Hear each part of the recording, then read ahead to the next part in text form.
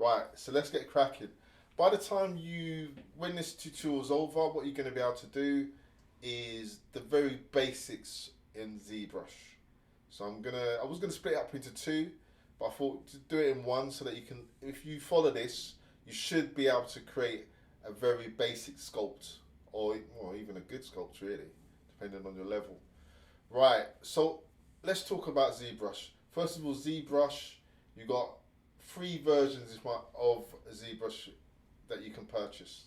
Well, not that you can purchase. One, you got ZBrush, the main professional version, which is just ZBrush, and you got ZBrush Core, which is subscription based, and you pay, if my memory serves me correct, £10.99 per month. This is the version I'm using. And then you got ZBrush Mini, which is free.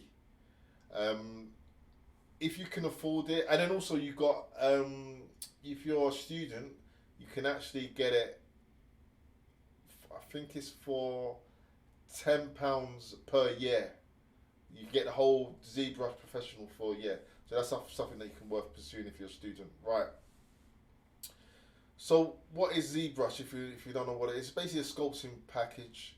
So all the main studios, if you're into VFX, or game development, whatever, everybody nowadays they use ZBrush. Okay, people use Blender now and again and whatever, but generally for professional applications, everybody uses ZBrush. And I'm going to just give you a brief introduction on how to get to grips with it. Is it worth learning? Is it difficult? It is. It's just a little bit tricky, because if you come at it from if you say, for example, using 3ds Max or Blender or Maya or whatever, and you model in there, you find the jump from ZBrush from those programs to ZBrush quite weird.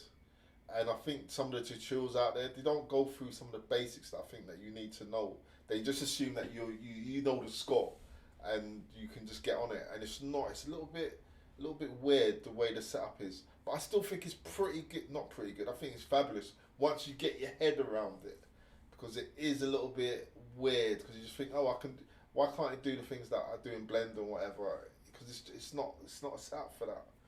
Right. So enough of me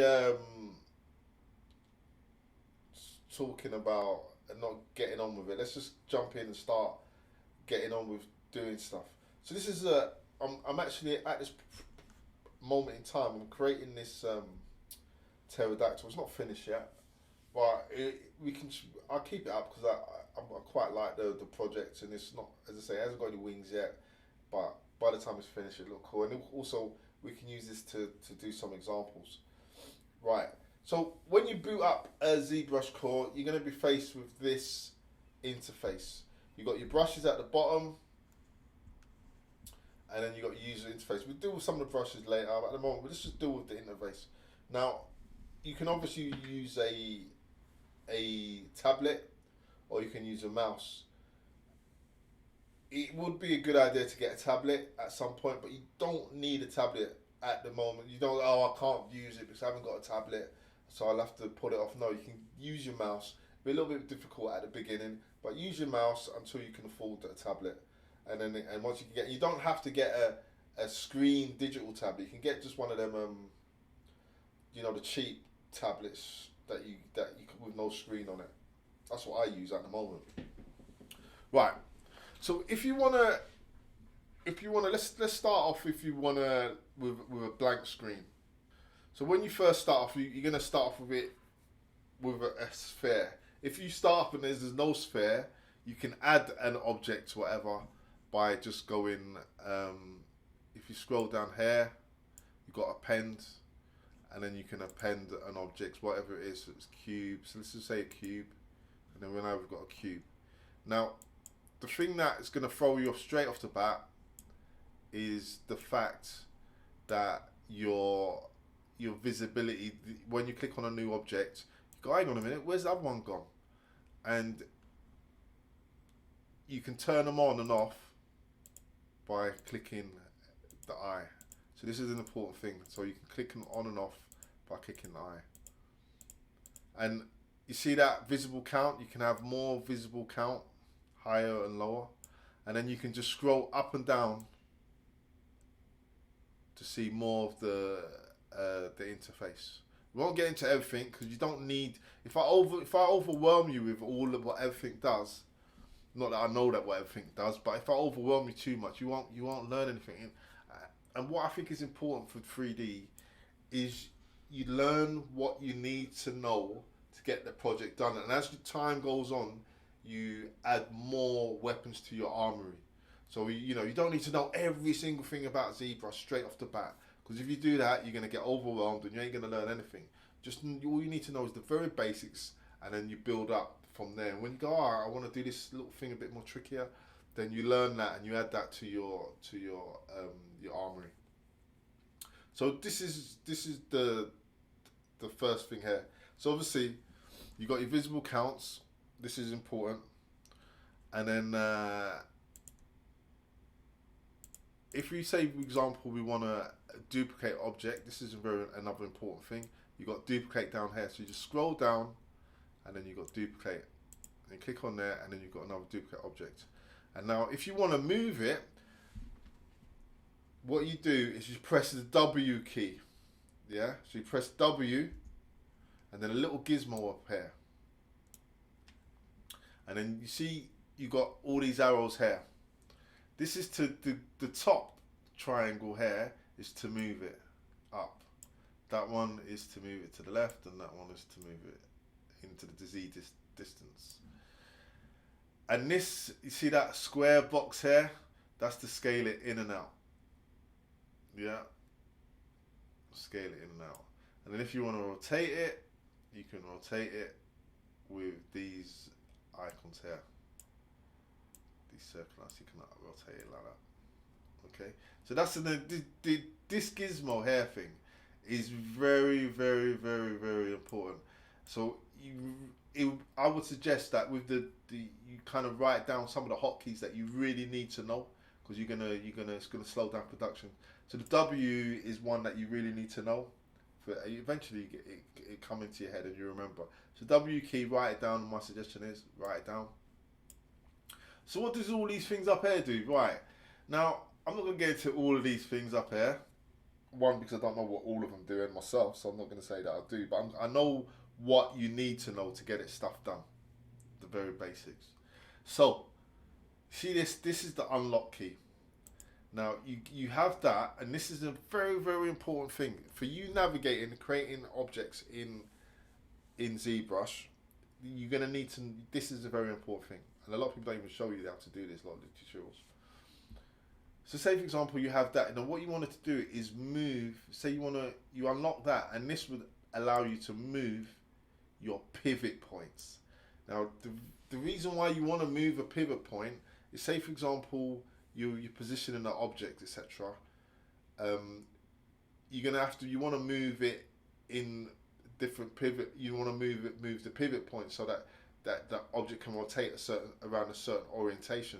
So now if I click back, lock that back up, and then I rotate it, watch what happens. It will rotate around that axis. And this is very important for positioning stuff. So, if let's just add to make it more understandable, let's add a cylinder. So we've got a cylinder here, click on it, and if we move it up a bit to the side so we can see what we're doing, and then if we zoom in, this is the zoom button here, you can zoom in, and then we can move the whole screen as well. But if we just zoom in, and then if we unlock it, and then we move down, then lock it again. Now if we rotate it again, it will move this axis.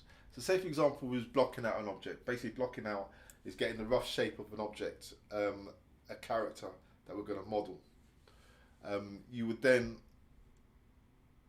You'd move the axis, and then now if we duplicate this, and then if we then moved it, you could then rotate it around the axis.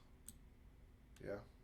Now, if you want to rotate your object, I mean your scene, the whole scene basically your canvas is what they call it. You just don't click on the on the object itself. You off click on it, and then you can right click the mouse if you're using a mouse, and then you can rotate like that. If you get a bit stuck and you go, oh, I've lost my lost my scene, or it's moved, you've moved it around, and you can't find, or you've gone off center, you've moved it, the whole scene. You press F. This is another key to remember. Press F, and that will frame it. That will frame the current object, and then you can zoom in and zoom out. So again, it's gone. See that it's gone right off. So we just press F again. And you can zoom in. Yeah. So frame to zoom, frame to kind of get it back into the center, and then you can just move it, etc. So that's important. F is important key to remember. Also, so as I say, if we're rotating stuff, you see the head, that head moves. We can again lock a position. So that's, you see, it's showing that it's a head, but it's gone off center. Press F. So now that's your front view. Click on it again. That's your I assume that's your left, and then you can click on there for front, back, up, down. You get the hang of it, but these are the key things that are very important to navigating. Yeah. So there's that. Another feature. Before we go on to another feature, let's just delete this and get my my scene up again.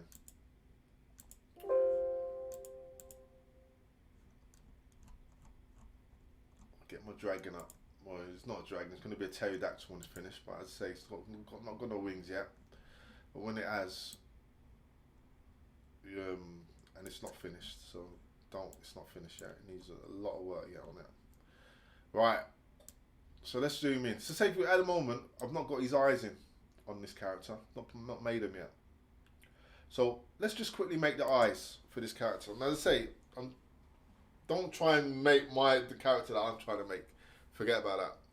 Just pick it. It won't be as much fun either.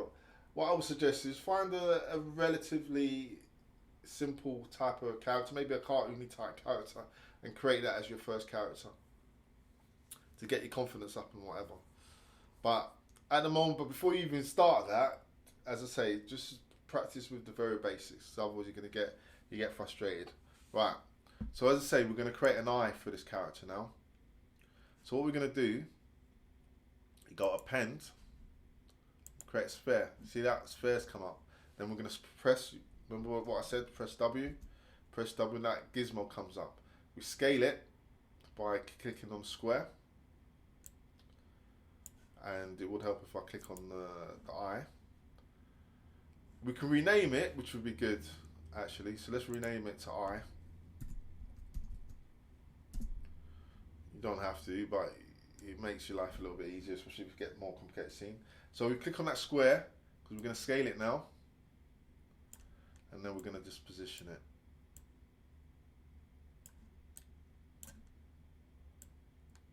Remember, the arrows to move it. These items here will scale it. So this will scale it like that. This will scale it like that, and that like that. Yeah. And if you want to undo it, you go edit, undo, undo. There's a hotkey for it, but I can't remember it off the top of my head. I can't remember really. But anyway, there's a hotkey for it. Right. So if we then scale it again, let's move it down. Let me just position it. Get that eye right in there, mate. Get it in there. I think it needs a bit more scale on that.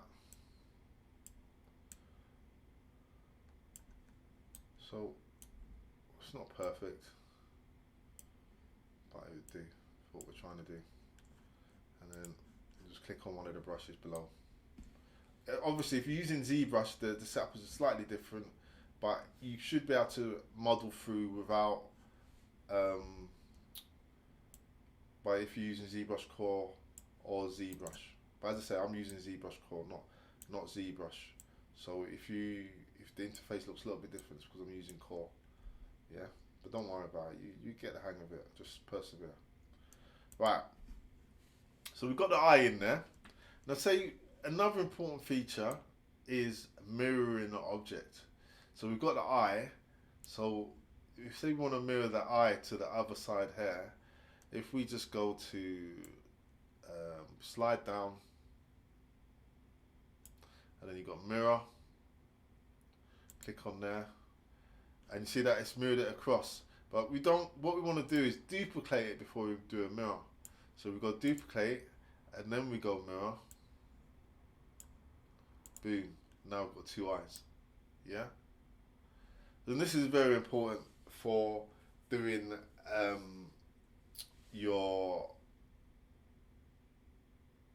the symmetry of a character. So when the initial thing you're going to do when you start a character is blocking it out. So let's just do a torso, because so let's get rid of this dragon again just for a second, for a hot minute, and let's just get rid of that.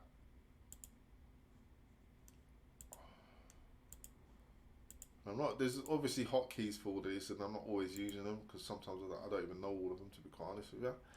But anyway, let's get rid of that. We don't need that. Right, we'll start with a sphere. Okay, so we've created a new sphere. Now, if you, for example, click on the sphere and nothing's happening, just go up to the top and go make polymesh, and it'll make it a polymesh 3D. Another thing you want to do, so we want to make sure that it's symmetrical when we move stuff. So if you press the X key, if it hasn't come up already, and then you should have two bars pop up. That means you can then move when you move stuff. Let's just go click on that move brush here. When you move stuff, it move it symmetrical. So when I move it, you see it does that. Yeah. Control Z would undo. Another key to remember. Maybe write that down. Control Z to undo. Right. So another important thing you want to do is scale the brush up. So if you press S, that will allow you to scale the size of the brush. You can also do it up here by getting used to using the hotkeys. It just makes things a little bit faster. So now let's just make a bit of a chin on the guy. It's not meant to be perfect or anything. It's just getting you used to it. So we've made an egg type shape. Let's give it a bit of a. There we go. Voila. So we made a rough head shape. So we're blocking out the character, the first part of it. So what we want to do is add another part of the character. So if we go append, let's add another sphere.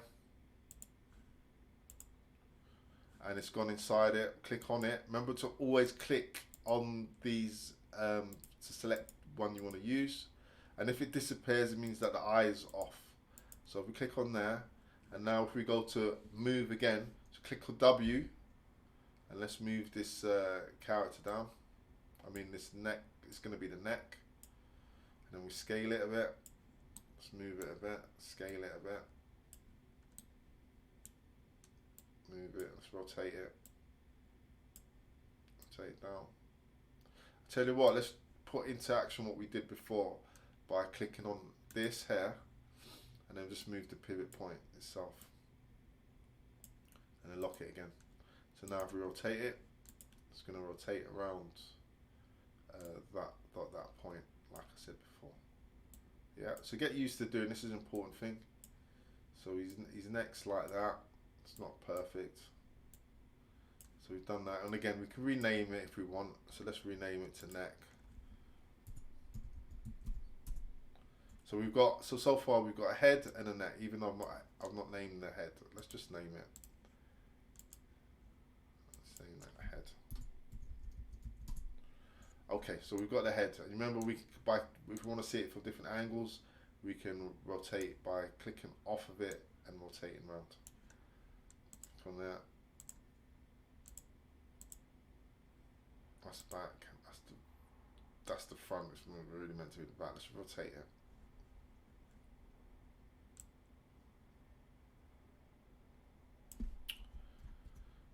In fact, let's not rotate. Let's keep it just here. Just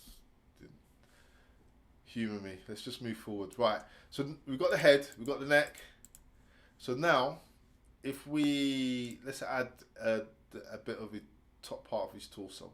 So if we go append and another sphere, and then let's click on it. Let's call it torso. And let's just move it down a bit and scale it, move it, scale it up a bit and rotate it a bit.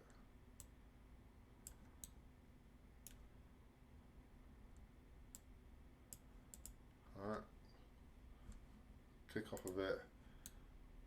So we've got the torso, the top part of the torso. And we're going to just do one more thing. Let's just add his arm, yeah? Top part of his arm.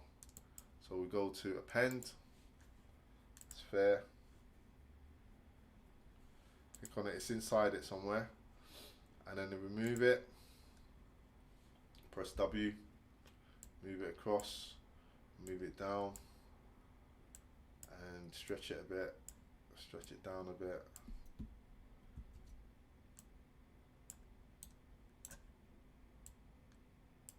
Voila, we've got a kind of, we're not trying at this point, we're not trying to make the exact, we're just blocking out an exact shape. So let's just click on the pivot point, unlock it, and let's just move that, lock it again, and then we can rotate it around the axis. And as I say, you want to make it so it intersects it, and we're just blocking it out. Blocking out the character, it's called that moment. So we're blocking it out. It doesn't look like much at the minute, but it's not meant to. Blocking out the shape. So now we've got that one arm done. What we're going to do is mirror that, so we want it to be mirrored. So if we just go first duplicate it, and we could rename it, but I can't be asked. And then we just mirror it. Boom, got it on the other side, yeah? So this is an important part of it. So we've got the rough shape. This is how you block out your characters. It's very important. So we've done that. Now, if you notice, if we start sculpting now, so as I said, we've got the brushes here. Now, we've not really gone into sculpting, but we're not going to go through all the brushes. We've got clay build-up, which allows you to kind of, you know, like if you were just applying things to a normal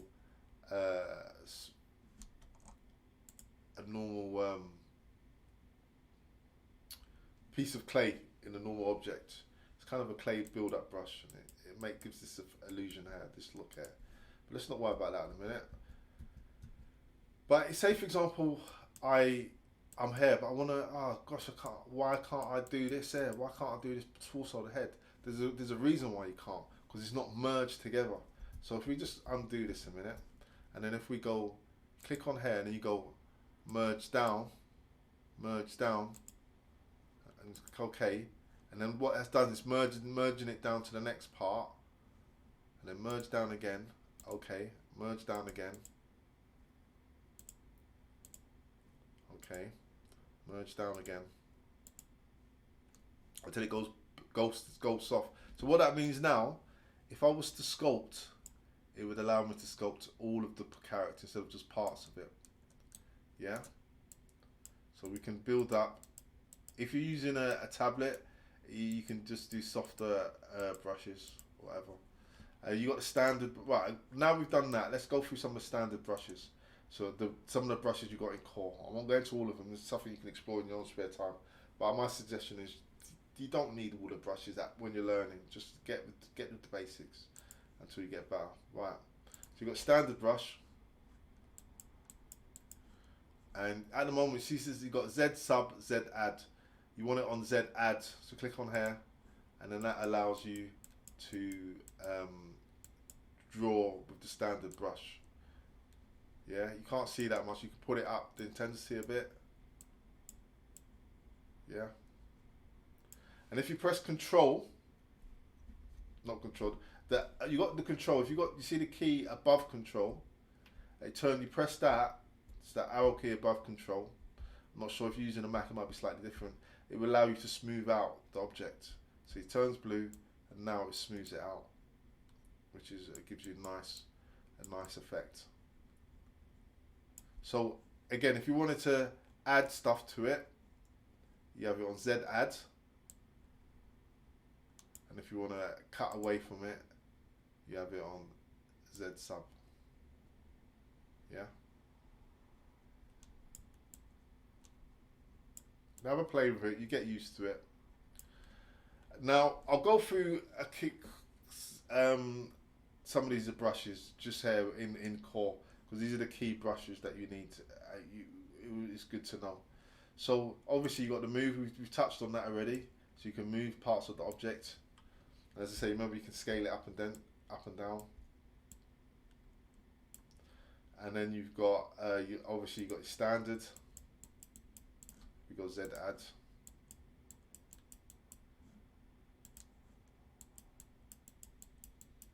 And always remember, when you want to smooth it over, press the arrow key above the Control, and that'll smooth it down.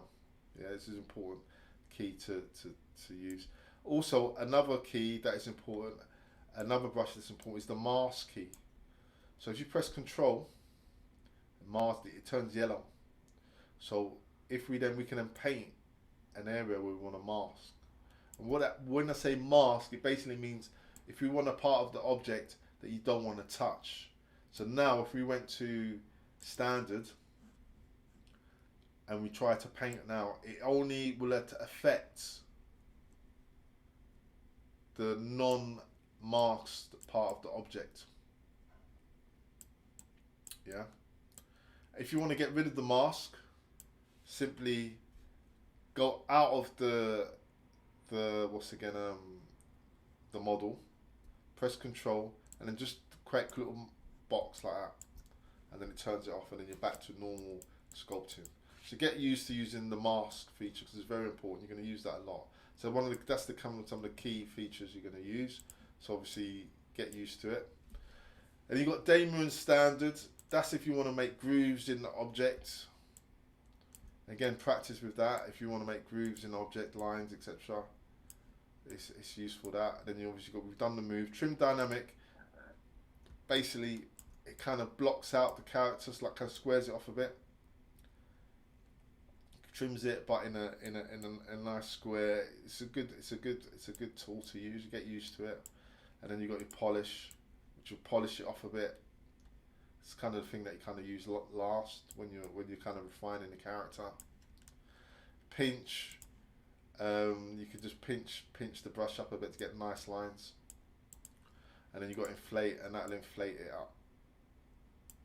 So these are I won't get into paint yet. Maybe I'll use that. I'll get into another tutorial at a later point when and do the painting stuff. For the time being, we don't need to get into that too much. So let's get back to our dragon that we've done. Well, it's a pterodactyl really. Right, let's call it a dragon for argument's sake. So if we go far open, we don't want to save any of that. And let's get our dragon up again.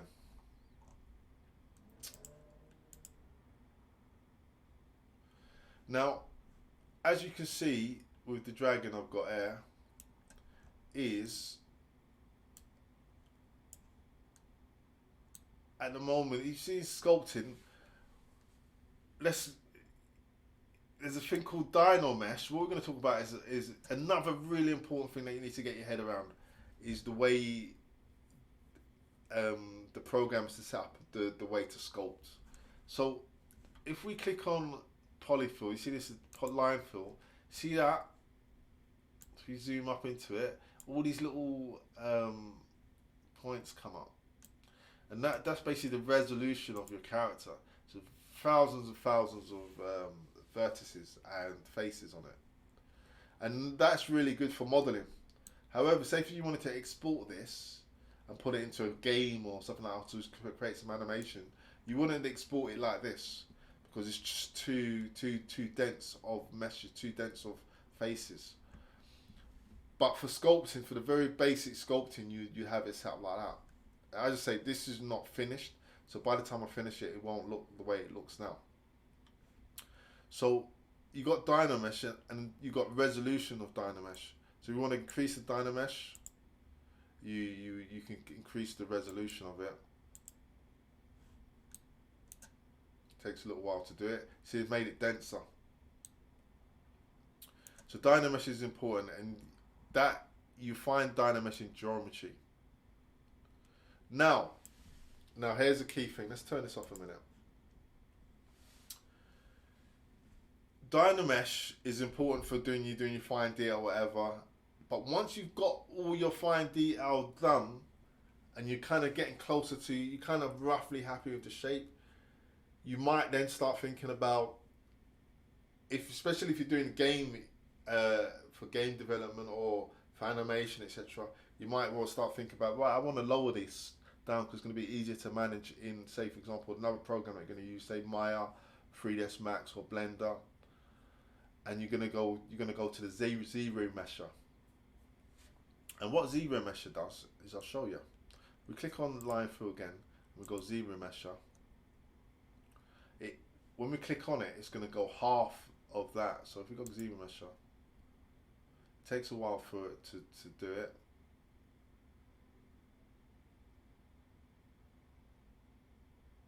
See that line there?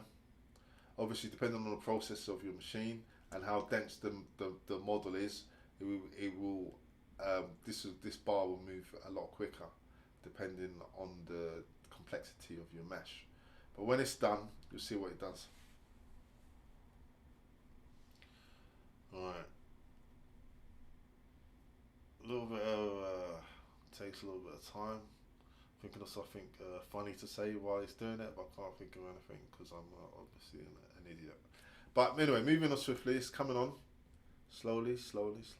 Right. So you see what it's done there? It's lowered the poly count dramatically, and this would be, you could then export this, and it'd be easy for animation in Maya or 3ds Max or Blender or whatever. You don't want to start animating with all those thousands of polys. You don't need it. Normally you don't. And then you can, again, with the main version of ZBrush, you can more refine your ZMesh parameters. In ZBrush Core, you're limited to this half thing, which I personally am not bothered about, but I can understand that you might want to, if you can afford the ZBrush full version, you might want to have more control over the ZBrush, and you can use that. So this is the closer to the what you want to do. So if I go and get half again, if you look at it, it's doing it now, and then boom, it takes it down to a lower polygon count. And every time you go down, it's going to lose detail. So my suggestion, it becomes easier to manage modeling wise as well. But so say for example, is the move part of the character, it becomes easier to deal with because you're dealing with less vertices, and you can move things around without keeping to your rough shape. But as I say, it does lose your detail. So use with caution. But as I say, use it at when you're ready to export. So speaking of exporting, a ZMesh, even ZMesh Core, the mini, I think you can only export in objects. If you got export, you can export in you got your various exports. I usually just use OBJ for my exports, or you can export straight to Maya. I usually use OBJ as my export, and then you can bring it into, with the OBJ export, you can then export into 3ds Max or Blender, etc. Right, I think that with the kind of stuff I've showed you now, you should be able to get some basic models created. If there's any problems and it's in my power to help, just leave a message below, and I will get back to you. I can't promise you when I'll get back to you, but I will if I can. And I know the answer. I'll try and be honest and say, look, I know the score, I know how to do that, or I don't know how to do that. But as I say, I won't consider myself a great expert on ZBrush or anything like that. I'm still learning it myself, but I know enough to get around it roughly, so I should be able to help with getting you started. And as I say, one of the reasons why I think this tutorial is not that bad, a lot of the tutorials that I've come across, they don't really explain it very simply. They just, and one of the key things, they don't explain how to move. They just assume you know all the hotkeys. They seem to know how to that you know what you're doing, and when you're first starting, if you don't, and there's no crime in not knowing. It's not a thing. What I will say is, don't get frustrated. ZBrush is a very powerful tool. I personally find it better than I personally prefer sculpting in this than I do in Blender. I have sculpted some stuff in Blender, but I actually enjoy using this more. Once you get your head around it and you understand the intricacies of it. I don't know if I use that word right. Intricacies. That's not a word, is it? Intricacies. The intricacies. Is that word? That's not a word either. But you know what I mean. It's a little bit. It takes a little while to get used to. Right. I think that's enough for today. So remember, don't be a slave to the algorithm. I'm out. Laters.